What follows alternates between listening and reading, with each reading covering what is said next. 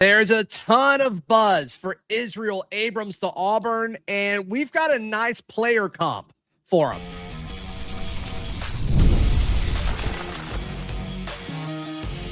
You are Locked On Auburn, your daily podcast on the Auburn Tigers. Part of the Locked On Podcast Network, your team every day. Yes, welcome on into Locked On Auburn, your daily Auburn Tigers podcast. I'm your host, Zach Blackerby. Thank you so much for making Locked On Auburn your first listen every single day. Brian Smith, host of The Portal, hanging out with us. The Portal's Locked On's recruiting, NIL, and transfer portal podcast.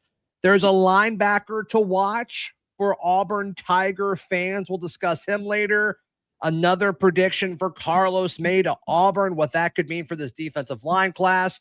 But let's start with Israel Abrams, because there have been some predictions for Israel Abrams to Auburn, and there's been other writers that said that that prediction is coming probably soon, that they're close to pulling the trigger there. Brian, is there a quarterback that he reminds you of when you watch tape of Israel Abrams? I would go, and I'm not saying he's at the level yet, but just some of his movements, his body, and the way he's built. I'm going to go with Hendon Hooker. I'm sure if you're an Auburn fan, you're familiar. He played at Tennessee.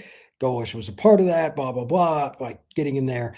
I would imagine that if he's anything like Hooker at Auburn, they would be very happy. But Hooker was a guy that had decent size, pretty good mobility. Yeah. And that's kind of how I look at Israel. He's not going to be run around like Caleb Williams athletic, but he's athletic enough, and he makes throws from every freaking angle, and he's a wiry frame, kind of built like a basketball player. Long. Yeah. Yeah, he really is. He, kind of a baseball player that plays in the outfield, somebody like that. And he just gets the ball there. Even if you look at him like, no, don't do. Oh, okay. Hendon Hooker did a lot of those too. And he could throw from the pocket, don't get me wrong, but he made his money when somebody was in his face and he had to make weird throws or make that delivery with a guy where he couldn't step into it. Israel does some of that too. I'm not saying he's going to have the same success as Hendon Hooker, just to be clear, but that's who he reminds me of. Yeah, just looking at physical traits.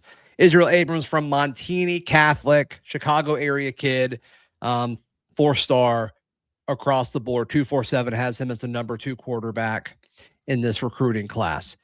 Yeah, I mean, you look at his frame, 6'4", just shy of 190, kind of depending on where you look. He's kind of hovering around that weight. And I just, you got to assume he'll probably play at 200 wherever he ends up, whether it's Auburn or somewhere else, and probably won't play as a freshman. But his playing weight, I think, would probably be 200 to 210 at a 6'4" frame, which isn't as large as Byron Brown. But we have seen Alex Golesh have very good offenses with a guy like Hendon Hooker, who you're comparing him to. Another thing, when I've watched some of his tape, even as, I guess, a junior in high school, you can see Israel Abrams kind of running around, but he's using his legs to create time, which you don't always see at the high school level, which I thought that was intriguing. Yeah, like that's fine. You can use your legs, but your arm is still the key here. Abrams has been coached. I know most Auburn people probably aren't very familiar with Montini Catholic. That's one of the better programs in the greater Chicagoland area, and they're going to have players around him. He knows what it's like to play in big-time prep games. Sometimes you're not going to be able just to run around like your head's cut off and make plays. You got to be on time or you get smoked. Right. And to that end, he'll extend a play when he needs to, and he'll go get you 5 yards, but he's not going to be Deuce or somebody like that athlete. Like that's a whole nother level. And it's fine. He reads the defense. He makes the plays. He extends the plays. In some ways, it's kind of like Byron. Byron's a much bigger dude. Like he's humongous. Right. But it's the same principle. He went and ran because that's part of their offense. But when they had to throw a 2-minute drill, Byron would extend the play. No, okay, I could go get 7, but that's not going to help us. I got to wait and make the throw even if a guy's coming down my throat. Yeah. I think Israel Abrams, same kind of deal. Yep. So he has official visits lined up according to his page on 247. An official visit to Purdue on May 22nd, an official visit to Auburn on June 5th, an official to FSU on June 12th, and an official to Kentucky on June 19th. Some of these make sense from a proximity standpoint, and then others, like, specifically Auburn and FSU, I kind of wonder if those are like the two main like It's the a weird guys list vying that for it. week. It's a weird list, especially for a guy that's like a top 5 quarterback in the composite. Like, that's a strange list, no question about it. Here's my thing, and you can take this any way you want. Okay. Everybody has their own perception in schools. Purdue's never going to get much, but they've had quarterbacks in the past. Their coach is pretty good, and he would probably walk in there and start. From West Lafayette to where he lives is maybe 2 hours. Okay. Will Stein in Kentucky, he was the OC at Oregon, very well respected. And for whatever reason, I know obviously Kentucky's a hoop school, they have opened the purse strings for football, like way open. They're spending some money. Yeah. They're the wild card here. If you'd have told me that 6 months ago, I would have told you to seek a drug counselor and move on. But they're different now. And Stein gives them a chance. Florida State, I mean, I cover Locked On Seminoles here on the network. Right. I don't even have a clue what's going on with them at quarterback or anything else. Take that how you will, but they never get. That is a fascinating program right now. For all the wrong reasons, but yes. All the wrong reasons. Yeah. It's not good time for me over there at Locked On. Yeah. Actually, a worse situation than Auburn. Like, at least we're starting. It's not over, close. right? Not close. Like, at least we have hope and a new beginning. You guys are just kind of in limbo, sitting there. So, yeah, interesting recruitment for sure, though, for Israel Abrams. So we'll see what that looks like moving forward. But incredible athlete. I mean, everybody thinks he's going to be a really, really good quarterback. Excited to see exactly where he ends up. Do you think he makes a decision with all this chatter? I mean, it's heating up a little bit. Do you think he makes a decision before these official visits, or is this the kind of guy who might wait? It depends. If he's really looking at all 4, how much is a kid from Chicago really going to know what Tallahassee's like? You know what I mean? Like, the difference between Tallahassee and Chicago is the difference between Earth and Mars. So, like, if he's not taken the unofficials and like spent multiple days, yeah, I just don't see how he could do it in earnest, unless it's a facade. He's really down to like Auburn and Kentucky or whatever it is. Right. So maybe if he picks early, I would imagine Auburn based on the smoke, but he's been down, hasn't he? Like, at least one. If he's been down once, Auburn kind of sells itself, in my opinion. But otherwise, I got a feeling that this may be his 4, but he's so good. There's going to be somebody else, and I don't know which one it'll be. One of the other big boys, maybe it's Michigan, Ohio State, US. Somebody else, I bet you, enters the race. That's my right. Right. I want to jump more into the defensive line now. More and more smoke for Karlos May picking the Auburn Tigers. That's next right here on Locked On Auburn. I'm Clea Butler, host of Locked On Women's Basketball, and this is Mazda's Women's Basketball Snapshot, celebrating the work no highlight reel can ever capture. It was a heavyweight showdown between number 3 South Carolina and number 7 LSU, and the Gamecocks rose to the occasion. South Carolina secured a hard-fought 79-72 victory to stay atop the SEC standings, using a balanced offensive attack to outlast the Tigers. Tessa Johnson led the way with 21 points, while Raven Johnson added 19. Medina Oka dominated the paint with a double-double, finishing with 12 points and 17 rebounds, while Joyce Edwards chipped in 10 points to round out the scoring. With the statement win, the Gamecocks now turn their attention to a road matchup at number 23 Alabama on Thursday. These moments are earned off the clock, those long before the lights ever come on. The sweat, the fakes, the doubt, the scrapes, and coming back for more every time. Mazda puts that same drive into every detail. Wins define the moment, putting in the work, that defines you. There's more to a Mazda because there's more to you. Today's show also brought to you by our friends at FanDuel. FanDuel is America's #1 sportsbook. Ever wanted to experience the NBA Finals live and in person? Well, FanDuel is giving you the chance to turn that dream into a reality with their NBA sweepstakes. Here's how it works. You use your profit boost on any NBA future, and you'll automatically be entered for a shot to win an NBA Finals trip for 2. That's right. Flights, tickets, the whole experience. Visit FanDuel.com to get started. Use your profit boost on an NBA future and get entered for your chance to win a trip to the NBA Finals. Play your game with FanDuel, the official sports betting partner of the NBA. Brian Smith, our guest on today's edition of Locked On Auburn. Brian hosts the portal. Looking at Karlos May, Wilt Fong putting in a prediction for Karlos May. You and I have discussed this before. That typically does not happen just, willy-nilly. There's usually some kind of, amount of information that he is given in order to do that. 3-star on 247. He is a 4-star in the composite. And also in the composite, he's the 6th ranked player in the state of Alabama, which I think is one of the many important elements to this. But a defensive lineman from Ramsey High School in Birmingham, listed at 6'3", 305 pounds, can move really, really well with that size. There's a lot to like about Karlos May. This is a kid that you win if you get him because he's talented, because of the position fit. And if Auburn's going to make that move to compete with Bama and Georgia more, they got to win more Birmingham battles. We talked about it forever. Sure. They've just not got it. That's the one area they haven't consistently done. They've gotten a few, Smith and a few other guys, but by and large, that is the golden goose that they haven't been able to pluck yet. So getting Karlos there, and I'm sure Alabama would take him, among others, is a big point. And again, there are never enough defensive tackles, Zach. I don't know if you've ever noticed this, but that's always a premium for, I don't care which class or which team. Auburn is the exception. And getting him to go along with what they've gotten here in the last few years, plus Donivan Moore, that's a heck of a start. Yep. Donivan Moore obviously committing a few weeks ago, the number 1 player in the state, defensive lineman.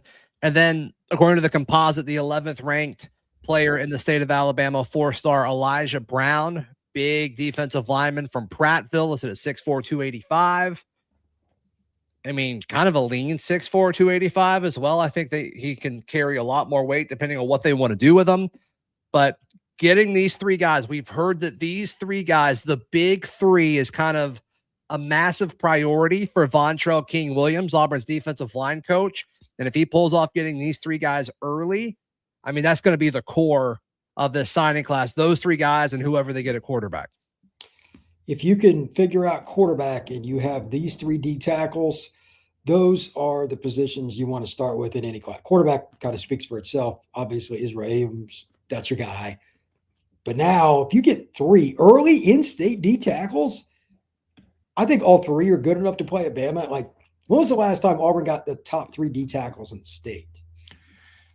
Top 3? Not like 1 or 2. Like neither school ever gets all 3. Yeah. That would be really impressive. Yeah, I mean, we had some crazy in-state classes with Freeze, but I don't think so. That would have been like Autry. That class that's going to be the sophomore group, you could have argued it, maybe. So it would have been that year because it was Autry, Jordan Crawford's in state, right? Yeah, he was another Birmingham kid, and then who's the guy who flipped 6 times in his recruitment? Yeah, what was his name? I forget his name, but he's from what is his name? And then he hit the portal, of course. What was his name? Oh, that's right. Antonio Coleman. Yep. That's anytime you get groups like that, you're ahead of the curve because Bama would have taken pretty much any of those kids too. So I'm curious now. Can they get at least one edge that's on that Karlos May Moore kind of level? If they do that, they would be loaded for bear. I mean, this D-line group is going to be key though, because it doesn't happen like this every year where in state you're going to have 3 guys over 280 that can play. That's pretty rare. That's really important too. Do you think, I guess this would be more so for Donivan more than the other guys, but they certainly have a chance at it too. Do you think one of these guys will be a 5-star before it's all said and done?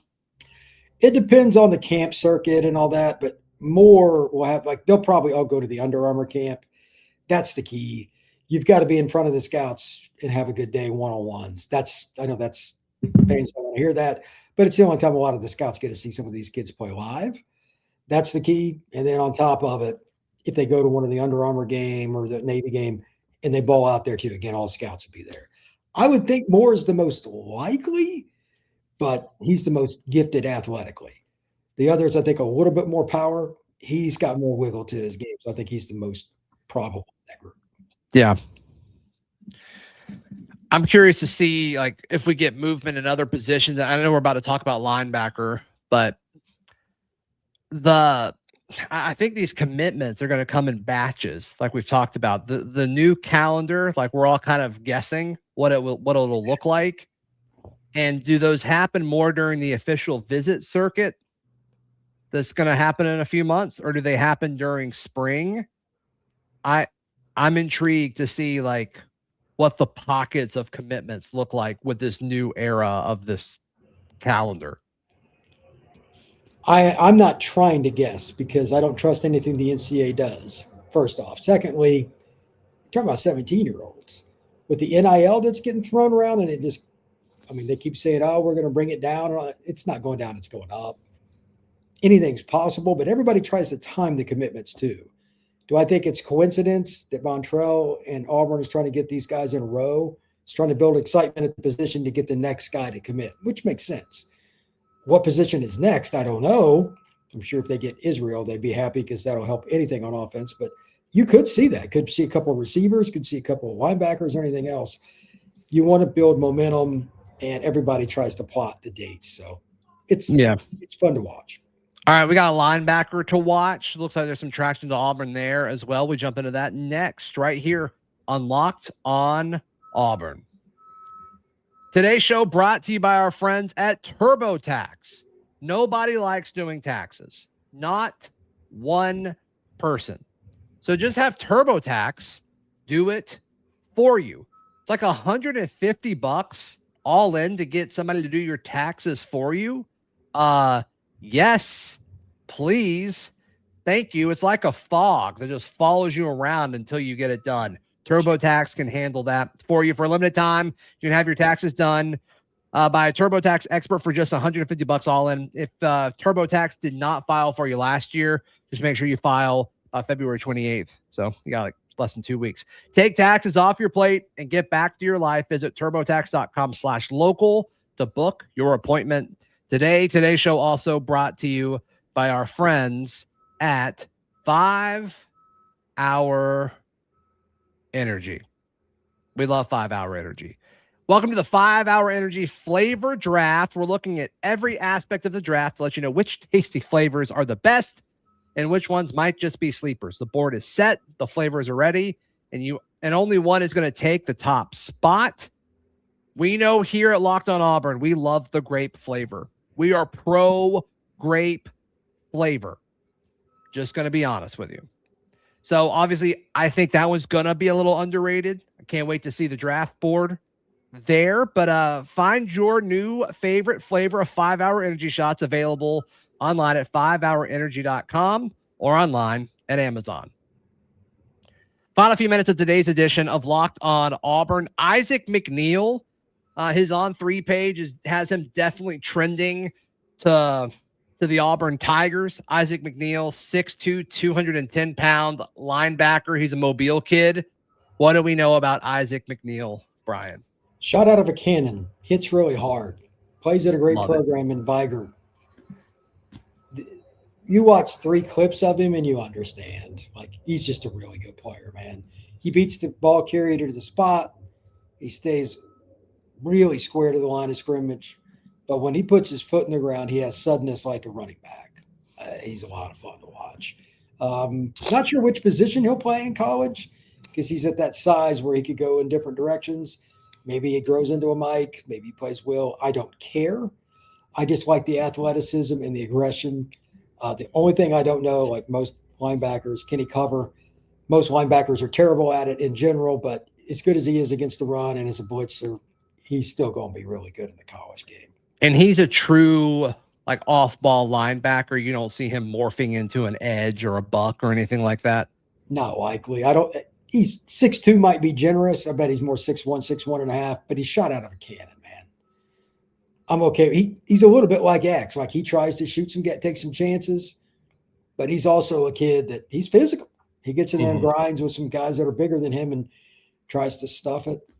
He's a guy that plays in the system. So if you take that athleticism and he continues to learn his craft, he can be as good as he wants to be.